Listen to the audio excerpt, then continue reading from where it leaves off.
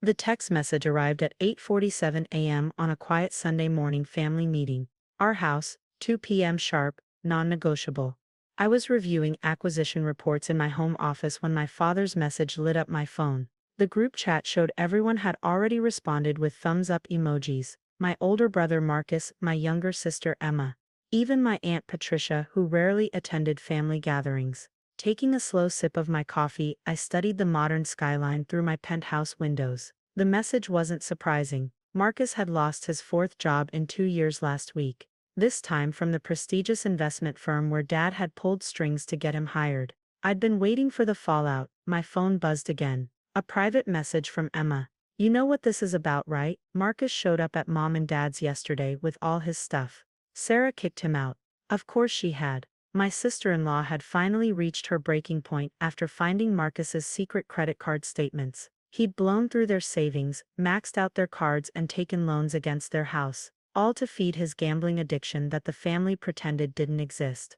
I texted back a simple "I'll be there," and returned to my reports. The newest acquisition, a landmark hotel in the business district, had just cleared regulatory approval. I had meetings tomorrow with the management team to discuss the renovation plans. But today apparently, I had a family crisis to handle. At 1:55 p.m., I pulled into my parents' circular driveway in my 10-year-old Honda Civic. The car was my personal rebellion against family expectations. They all drove luxury vehicles they could barely afford. Image was everything to the Thompsons. Marcus's BMW was conspicuously absent, but his designer luggage was piled by the front door. Good old Marcus, still keeping up appearances even while homeless. I straightened my deliberately ordinary blazer and knocked. "Oh honey, you're here." Mom pulled me into a jasmine-scented hug. Her diamond tennis bracelet caught the light, the one she'd guilt-tripped Dad into buying last Christmas despite their mounting debt. "Everyone's in the living room." I followed her through the marble foyer. I'd secretly paid to have renovated last year when their insurance claim was denied after a pipe burst. The family money had dried up long ago, but they maintained the facade through creative accounting and my anonymous financial interventions. The living room fell silent as I entered. Dad sat in his leather armchair like a king holding court. Marcus slumped on the sofa, designer shirt wrinkled, eyes red. Emma perched nervously on the ottoman while Aunt Patricia fanned herself with a magazine. "Sit down, Alexandra," Dad commanded, using my full name, never a good sign.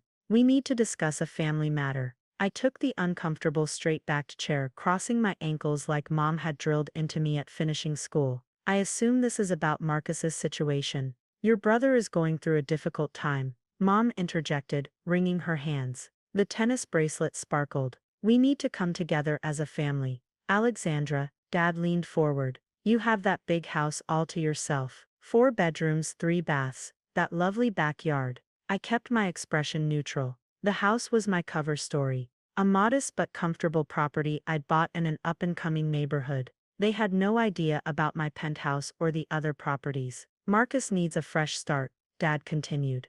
"Somewhere to get back on his feet. We've decided he'll move in with you." Not a request, a decree. Classic Thompson family dynamics. "Absolutely not," I said calmly. The room erupted. Mom gasped. Emma looked away. Aunt Patricia muttered ungrateful under her breath. "This isn't a discussion," Dad thundered. "He's your brother. Family takes care of family." I studied Marcus, who hadn't said a word.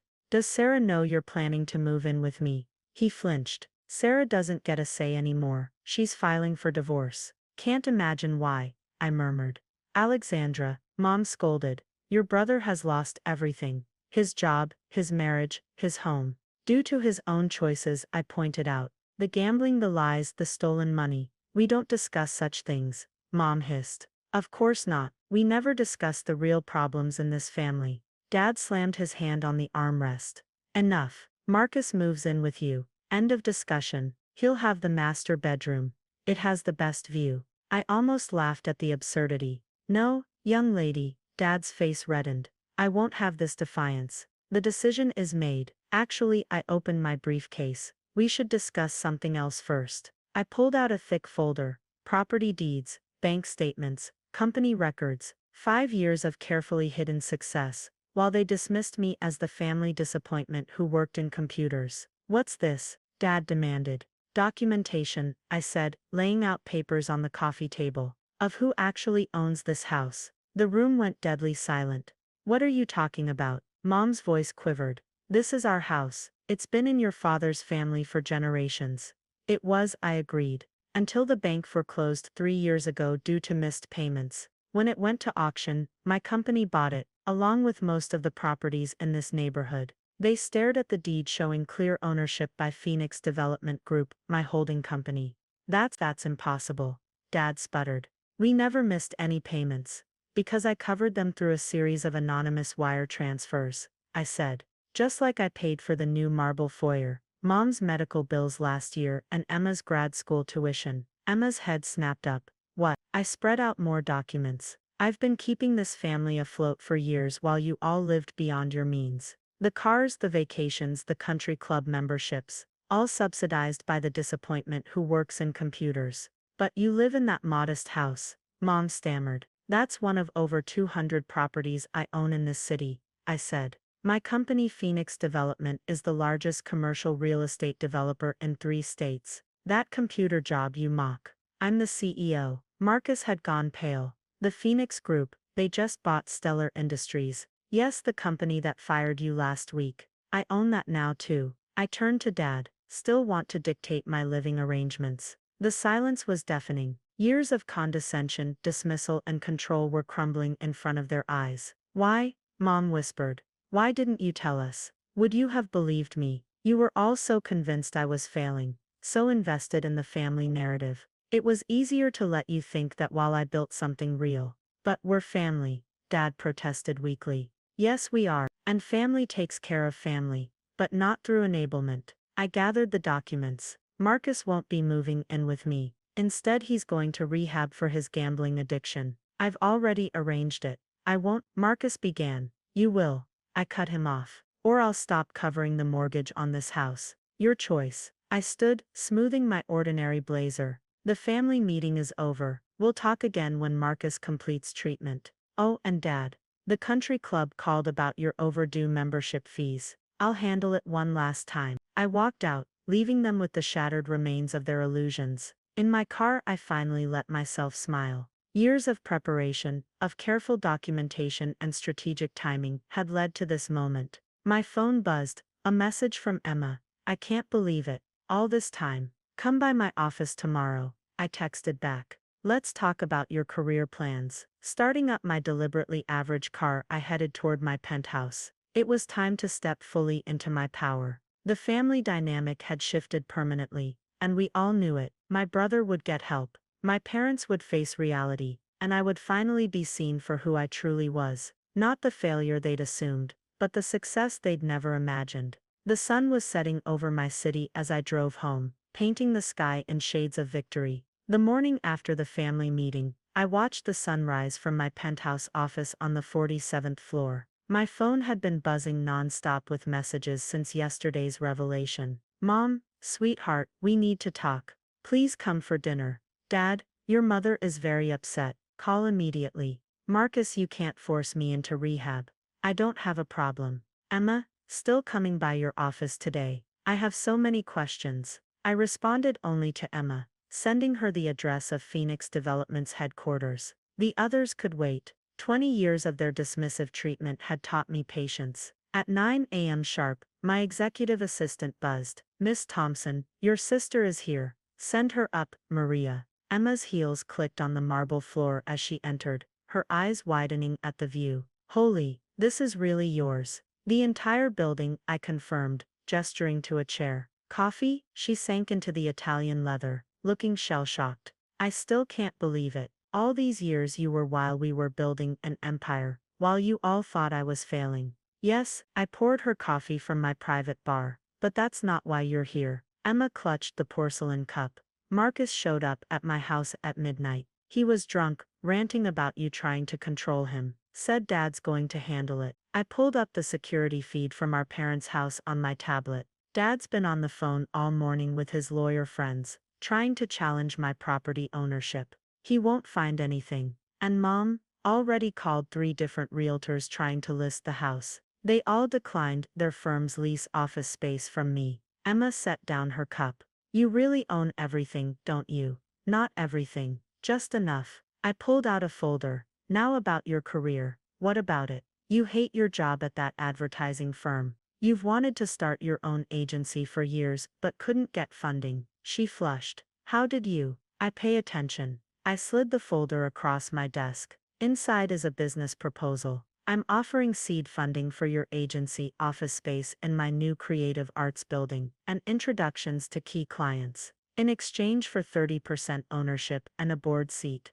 Emma's hands trembled as she opened the folder. This would change everything. Yes, but there are conditions. I leaned forward. First, you stop enabling Marcus. No more secret loans. No more covering for him with Sarah. How did you know about? I know everything, Emma. The $50,000 you borrowed against your house to pay his gambling debts. The calls to Sarah begging her to take him back. It stops now. She looked away. He's our brother, and he needs real help, not enablement. Which brings me to condition 2. You support my rehabilitation plan for him. Dad will never agree. Dad's not in charge anymore. I pulled up another document on my tablet. Remember that trust fund grandfather left you? The one Dad's been managing. Emma went pale. What about it? It's empty. Dad used it to cover Marcus's debts 2 years ago. He's been sending you fake statements. No, she shook her head. He would. I turned the tablet to show her the proof. I've already transferred the full amount plus interest into a new account in your name. One Dad can't access. Emma's hands clenched. Why didn't you tell me sooner? You weren't ready to see the truth about this family. Are you now? She stared at the business proposal, then at the trust fund documentation. 20 years of family lies were unraveling in front of her. What's your plan for Marcus? She finally asked. A private rehabilitation facility in Switzerland. 3 months minimum, followed by financial counseling and supervised work placement. Non-negotiable. And Mom and Dad, they keep the house and as long as they accept my terms. No more enabling Marcus. No more living beyond their means. And they both get counseling to address their own issues. Emma was quiet for a long moment. You've thought of everything. I've had years to plan while they underestimated me. I stood and walked to the window. The question is, are you with me? Before she could answer, my phone buzzed. A text from the security desk. Mr. Thompson demanding entrance. Claims family emergency. I smiled. Right on schedule. Dad's here. I told Emma. Want to see how power really works? She nodded slowly. I texted back. Let him up. Standard protocol. Emma frowned. Standard protocol. Watch. 5 minutes later, Dad burst through my office doors, only to stop short at the sight of the vast space. The view, the obvious wealth. Alexandra, he blustered, trying to recover his authority. This ends now. I've spoken to lawyers. You can't just take over family property. Actually, I can and did. Legally, I stayed by the window, letting him take in my position of power. Your lawyers already called mine. Would you like to see the documentation again? I am your father. Yes, and I love you. Which is why I've spent years protecting this family from its own worst impulses. I turned to face him, but that protection comes with new terms now. He drew himself up. I don't accept your terms. Then you can move out of my house by the end of the month. Your choice. The color drained from his face. You wouldn't, the same way you wouldn't empty Emma's trust fund to cover Marcus's gambling debts. He shot a panicked look at Emma, who stared back coldly. Sit down, Dad, I said quietly. Let's talk about how things work from now on. He sank into a chair, his authority finally shattered. In that moment, the last vestiges of the old family dynamic crumbled. Marcus goes to rehab, I stated. You and Mom get counseling. The reckless spending stops. In exchange, you keep your home, your lifestyle, and your dignity intact. Or what? Or I stop covering everything. The mortgages, the credit cards, the club memberships, all of it. He looked broken, this man who had dismissed me for so long. Your mother will be devastated. Mom will adapt. The question is, will you? Emma spoke up. I'm with Alexandra. Dad, this has to stop. He stared at his daughters, the failure he'd dismissed, and the favorite he'd betrayed, and something finally shifted in his eyes. What do you need me to do? He whispered. I picked up my phone. First, you'll call Marcus. Tell him either he goes to rehab, or he's cut off completely. Then you'll call mom and tell her to cancel her lunch at the club. She's meeting with my financial advisors instead. Dad nodded slowly, the fight gone out of him. And Dad, I added, the next time you dismiss someone as a failure, remember this moment. As he made the calls, Emma caught my eye and mouthed thank you. I nodded. Phase 2 of my plan was complete. The family hierarchy had been reset. Now came the hard part, rebuilding something healthier from the ashes of the old order. 2 weeks after the family revelation, I sat in my executive conference room reviewing Marcus's admission paperwork for the Swiss Rehabilitation Center. The intervention had gone exactly as planned. Once Dad made the call, and Sarah threatened to reveal his financial misconduct to his former employers, Marcus finally broke. Miss Thompson, Maria appeared at the door. Your mother is here for her scheduled meeting. I glanced at the wall of monitors showing my various properties. The camera feed from my parents' house had been quieter lately, no more lavish parties or expensive deliveries. The first signs of change. Send her in. Mom entered hesitantly, looking smaller without her usual armor of designer clothes and jewelry. The tennis bracelet was noticeably absent. Alexandra. She hovered by the door. This is quite an office. Sit, Mom. We need to discuss the new arrangements. She perched on the edge of a chair, clutching her outdated handbag. The first time I'd seen her carry anything less than current season. Your father told me about the terms. And we've canceled the country club membership, and I spoke to that financial advisor you sent. She swallowed hard. I had no idea how bad things were. I pulled up the family's financial records on my tablet. You owe $4.2 million in combined debt, not counting Marcus's gambling losses. The house has 3 mortgages. Your credit cards are maxed out. But you've been covering it all, she whispered. Yes, because this family's obsession with appearances nearly destroyed us. I met her eyes. Did you know Marcus was stealing from Sarah's parents too? Mom flinched. He said he needed startup capital. He needed gambling money, just like Dad needed Emma's trust fund money. I watched her face carefully. Did you know about that? Her silence was answer enough. The enabling stops now, Mom. All of it. I slid a document across the table. This is your new monthly budget. My accountants will monitor every expenditure. Step out of line once, and the support ends. She picked up the paper with trembling hands. But how will we maintain our position in society? That position was a lie, built on debt and delusion. I softened my tone. It's time to live in reality, Mom. Starting with Marcus. He agreed to go. He leaves for Switzerland tomorrow. Sarah's lawyer has all the documentation of his financial crimes. It was rehab or prosecution. Mom's facade finally cracked. Tears rolled down her cheeks. Where did we go wrong? We had such dreams for him. You put him on a pedestal he couldn't maintain. Just like you pushed me away for not fitting your image of success. I kept my voice level. How's that working out? She dabbed at her eyes with a tissue. Your father can barely look at himself in the mirror now. Knowing you were the one. All this time. Good. A little self-reflection is healthy. I pulled out another folder. Now about your counseling appointments. Alexandra, is that really necessary? We can handle. Non-negotiable. I opened the folder. You start next week. Both you and Dad. The therapist specializes in family wealth dynamics and enabling behaviors. What will people say? They'll say nothing, because it's confidential. Unlike your weekly lunches where you discuss everyone else's private business. She flushed. That's not fair. No. Last month you told the entire club about Emma's failed engagement. The month before that, it was Sarah's family problems. I leaned forward. The gossip stops too, Mom. Or would you like me to share some real family secrets? You've become so hard, she whispered. I've become strong. There's a difference. I softened again. I'm not doing this to punish you. I'm doing it to save this family from itself. A knock at the door interrupted us. Emma entered, carrying design samples for her new agency's branding. Oh, she paused. Sorry, I didn't know.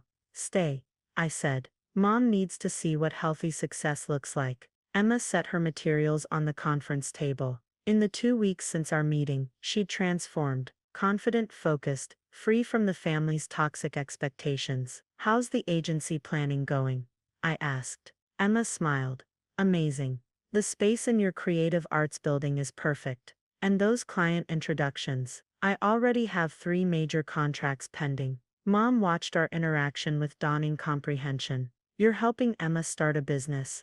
I'm investing in her talent. I corrected. Because she earned it. No manipulation, no enabling, no false appearances. Emma met Mom's gaze. Alexandra showed me my empty trust fund account. The real one. Mom flinched again. But she also showed me how to build something real. Emma continued. No more family lies. Speaking of lies. I pulled up another document. Let's discuss your secret credit card, Mom. The one you've been using to buy Marcus gifts in rehab. Her face went pale. How did you? I own the bank. I turned the screen to show her the transactions. 3 designer watches shipped to Switzerland, directly violating the rehabilitation center's rules. He said he needs to face reality. Like you do. I began canceling the orders. Your private accounts are now frozen. All spending goes through my accountants. This is imprisonment, she protested weakly. This is intervention. Emma's voice was firm. Look what enabling did to my trust fund. To Sarah's family. To Marcus. Mom's shoulders slumped. 2 weeks of restricted spending and mandatory financial counseling had begun cracking her carefully constructed world. What do you really want, Mom? I asked quietly. The appearance of success, or an actual healthy family. She stared at her hands. The absence of her tennis bracelet stark. I don't know how to be anything else. That's why you're starting therapy. I pulled out a final document. This is your new weekly schedule. Counseling, financial planning, and family mediation. Plus volunteering at the women's shelter. Volunteering. She looked startled. It's time you saw how the real world lives. Maybe gain some perspective. Emma touched Mom's arm. I'll go with you. I'm doing design work for their website. Mom's lip trembled. You two are so together. When did that happen? When we stepped out of the shadows of this family's expectations. I said. Now it's your turn. My phone buzzed. A text from the rehabilitation center. Marcus had arrived safely and surrendered his phones and credit cards. Marcus is checked in. I told them. The real work begins. Mom started crying again. But these tears felt different. Cleansing rather than manipulative. I'd like to see him, she said softly. After 30 days of compliance with all conditions, I replied. Including therapy and financial restrictions. She nodded slowly. And your father has his first counseling session tomorrow, followed by a meeting with my board of directors. Why the board? Because he needs to see me in my full professional capacity. No more little girl playing business. Emma gathered her design samples. I should go. Client meeting in an hour. Mom watched her leave, then turned to me. Will you ever forgive us for how we treated you? I already have, I said honestly. But forgiveness doesn't mean forgetting, or allowing old patterns to return. She stood straightening her non-designer jacket. Your father was wrong about everything. Yes, he was. And I was wrong too. Yes, you were. She paused at the door. Alexandra, thank you for not letting us destroy ourselves. After she left, I turned to the window, watching the city I'd quietly come to own, while my family dismissed me. Phase 3 was complete. The old foundations were fully demolished. Now we could begin rebuilding something real. 6 months after the family revelation, I stood in my penthouse hosting our first real family dinner. Not the artificial showcases of wealth from before, but something genuine. Marcus had completed his rehabilitation program and 3 months of supervised work training. He sat at the table in a simple button-down shirt, 90 days sober, looking healthier than he had in years. Emma's advertising agency was thriving, her natural creativity flourishing. Now that she was free from family pressure, she'd even reconciled with Sarah, who came to dinner with their children. My niece and nephew seeing their father clean for the first time in years. Mom and Dad arrived last. 6 months of therapy, financial restrictions and reality checks had transformed them. Mom wore a modest dress, her signature jewelry replaced by a simple necklace Emma had given her. Dad had lost the imperious bearing, carrying a homemade dish rather than expensive wine. Everything looks lovely, Alexandra, Mom said without the artificial social flourish she'd once affected. Thank you, I gestured to the table. Sarah helped with the arrangements. My former sister-in-law smiled. After Marcus's treatment, she'd agreed to family counseling. They weren't reconciling romantically, but they were learning to co-parent effectively. Before we eat, Dad cleared his throat.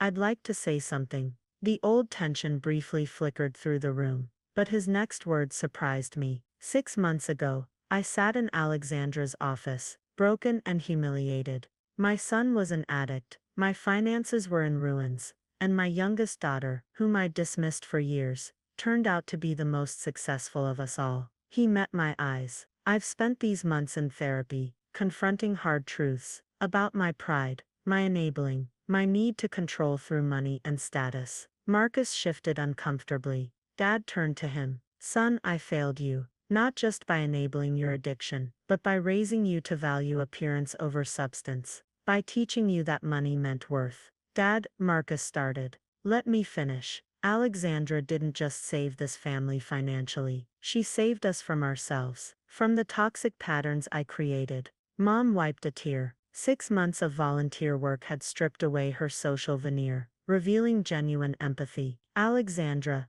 Dad continued, I'll spend the rest of my life trying to make up for how I treated you. But I want you to know, I've never been prouder of anyone than I am of you right now. The words I'd waited decades to hear. But now, they weren't what mattered most. What matters, I said, is that we're finally honest with each other. No more facades. Emma raised her glass. To reality, to healing, Sarah added. To family, Marcus said softly. The real kind. We ate together, sharing genuine conversation. Marcus talked about his new job in my company's maintenance division. Starting from the bottom, learning real work. Emma discussed her agency's success, earned through talent rather than connections. Mom shared stories from the women's shelter where she now volunteered regularly. Dad spoke about his therapy insights, his voice lacking its old authoritarian edge. After dinner, as everyone helped clean up, another new tradition, Marcus pulled me aside. I never thanked you properly, he said, for the intervention, for not giving up on me. You're my brother. Even when I hated your choices, I loved you. I found the letters, he admitted. The ones you wrote to Sarah during my worst times. Supporting her, protecting the kids' college funds, making sure they had everything they needed, while I gambled away their security. I met his gaze. They're your children. I wasn't going to let them suffer for your mistakes. You were the only one who ever told me the truth, even when I didn't want to hear it. He pulled out his 6-month sobriety chip. This is as much your achievement as mine. No, I corrected him. Your sobriety is yours. You did the work, because you gave me no choice. Sometimes love means hard choices. From the kitchen, we heard laughter. Mom and Sarah sharing a joke while loading the dishwasher. 6 months ago, that would have been unthinkable. Do you remember, Marcus asked, when we were kids, before all the pressure and expectation? When we just played and dreamed. Yes, I want that again. Not the success part. I know that's yours. But the realness. The family we were before money and status poisoned everything. I squeezed his hand. We're getting there. Later, as everyone prepared to leave, Dad lingered behind. The board meeting next week, he said. Are you sure you want me there? You need to see it. All of it. What I built while you were dismissing me. He nodded. I looked up the Forbes article about you. The silent empire builder they called you. Said you're one of the most influential developers in the country. Does that matter now? No, he said thoughtfully. What matters is who you are, who you've always been, while we were too blind to see it. After everyone left, I stood on my penthouse balcony, watching the city lights. My phone buzzed with a text from Emma. Best family dinner ever. Because it was real, I smiled, remembering the long path here.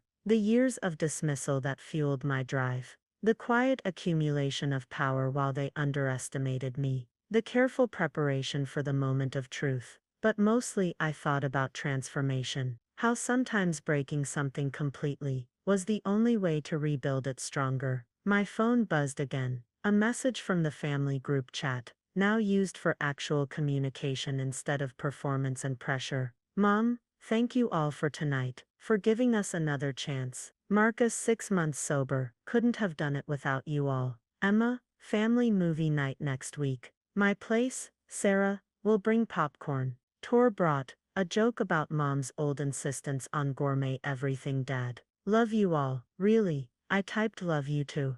The real you. Looking out over my city, I felt the last piece click into place. The empire I'd built wasn't just in real estate. It was in truth, in boundaries, in genuine connection. The silent power I'd accumulated hadn't just bought buildings. It had bought a chance to break the cycle, to forge something authentic from the ashes of pretense. And that, more than any property or portfolio, was my greatest achievement. The end.